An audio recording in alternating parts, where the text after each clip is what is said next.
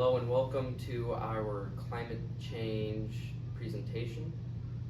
Today we will be talking about the birch forests.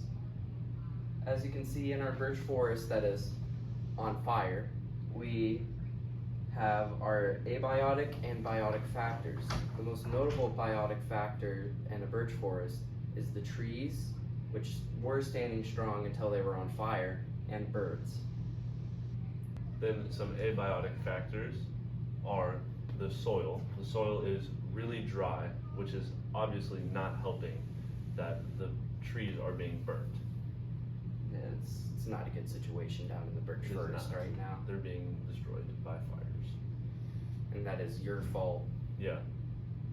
Alright, anyway, we also have water that can be found in birch forest. And now in this bit footage right here, we're in a drier section of the birch forest, which is why it's on fire. But some birch forests are actually safe from the forest fires because they have a source of water, like a lagoon somewhere. But as of now, this is the problem we're trying to fix. So right here at the bottom we have the producers, that is the birch trees and the grass in this biome. Then above that, what eats those is the insects and the bugs. And then what eats the insects and the bugs is birds. And then, not really above those, but when the birds die, the decomposers are the fungi that live in the birch trees and on the ground. Fungi spreads to all dead surfaces. Sometimes you'll see the fungi on the trees themselves as they begin to die. So our decomposers are mostly fungus type decomposers. We also have earthworms here and there.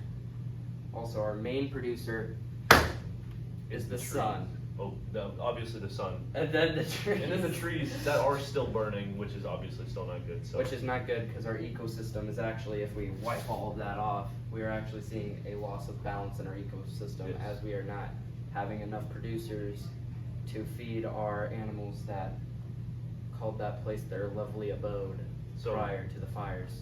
So for example, so we have our nice little web here. If we were to take the trees and toss it away, so no more trees, the grass would start to deplete because the insects wouldn't have anything else to eat but the grass.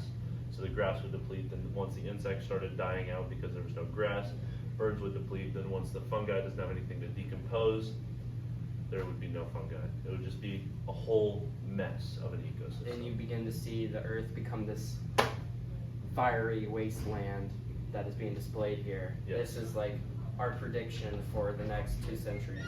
The keystone species of our biome is the birch tree, as it provides shelter for all animals in that area from both the sun and other potential predators. We see that birds like to build nests in these birch trees.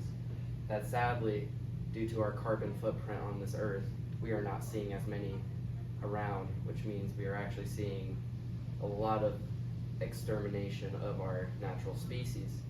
Now, the next thing that's actually interesting about the birch forest here, American birch forests, the most invasive species of that forest is actually the tree itself.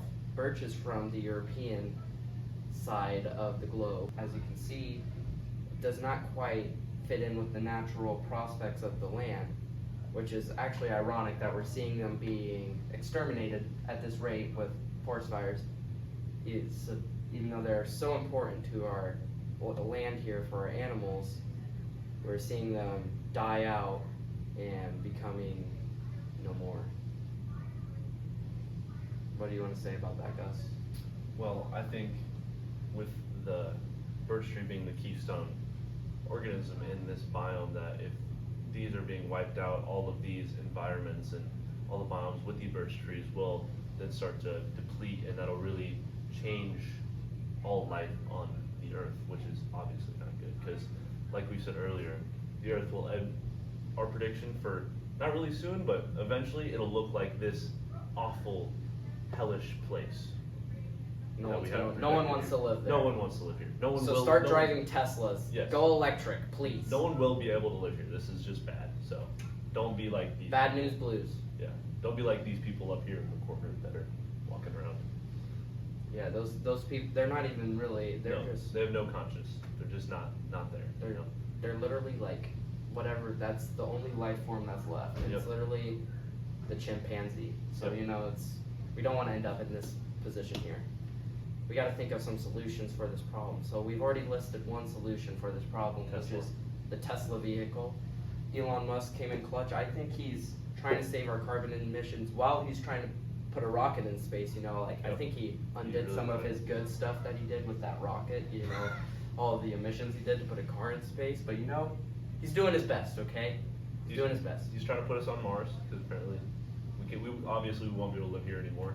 Yeah, so we'll have to move and destroy another planet.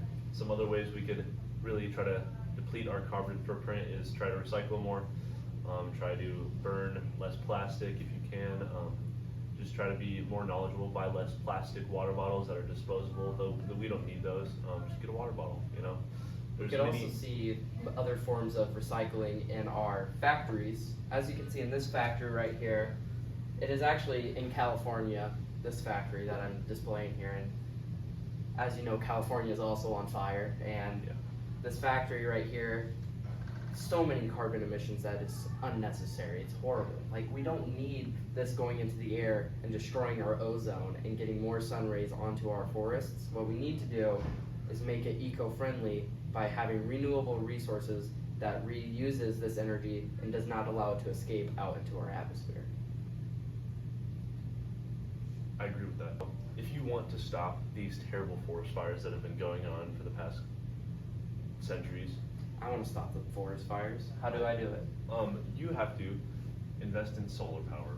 Solar power is the best option that we have come up with as of now, as our research shows that since the sun is actually doing horrible things, we can just use the sun against itself and use solar power to get rid of about 85% of emissions according to our research. Now it will cost on average $15,000 to $25,000 per household to install solar power, but in the long run, it'll be worth the investment as electricity bills are on the rise constantly, and we do not want to end up in this desolate, horrible area that you see here. So even if it costs an extra few dollars, at least it's not this. Yep.